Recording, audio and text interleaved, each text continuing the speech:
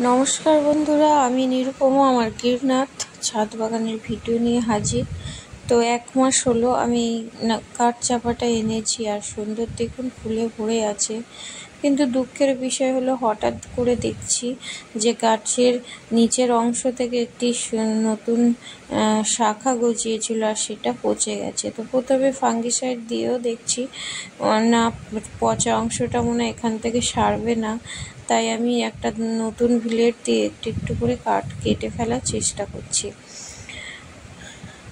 আমি এরকম অনেক গাছ রিপেয়ার করেছি, এখন দেখছি এই গাছটি রিপেয়ার হয় কি না। তো ব্লেড দিয়ে সুন্দর করে আস্তে আস্তে একটু একটু করে ওর যে অংশটা নষ্ট হয়ে গেছে সেই অংশটাকে আমি কেটে ফেলবো। আপনাদের কাছে যদি অন্য কোনো গাছ হয় বা অ্যাডেনিয়াম হয়, এগুলো কিন্তু এইভাবে রিপেয়ার করতে পারেন। যতক্ষণ না পর্যন্ত গাছের ভালো অংশ আপনারা দেখতে পাচ্ছেন ততক্ষণ কিন্তু একটু একটু করে কাটতে হবে।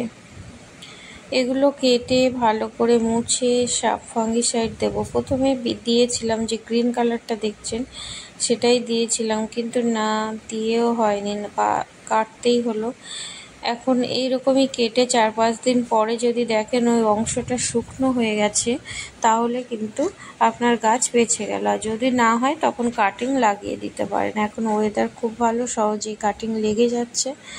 তো ভালোভাবে মুছে আপনাদের দেখাই যে কতটা আমি কাটলাম আর কতটা কি পেলাম।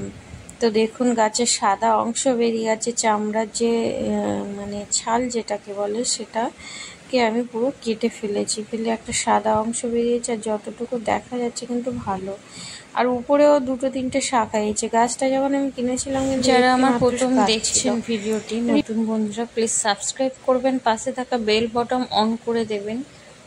আপনাদের একটা লাইক কমেন্ট আমার ভিডিও করার আনন্দটা অনেকটাই বাড়িয়ে দেয়।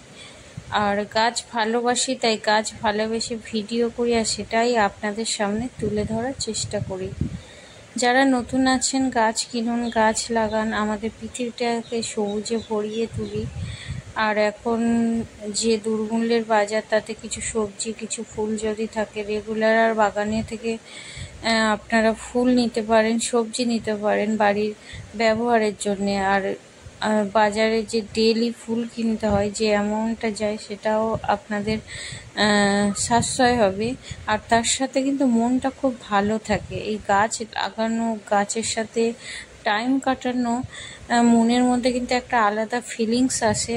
আজকাল তো মানুষ প্রায় দেখি ডিপ্রেশন, কাউন্সিলিং এইসব করে, কিন্তু এইসবের দরকার হয় না যদি আপনারা একটু ভালোবেসে প্রকৃতির সঙ্গে টাইম কাটান। আপনাদের না মানসিক চাপ বাড়বে, না মানসিক রোগীতে পরিণত হবেন, না আপনারা অস্বস্তি করবেন।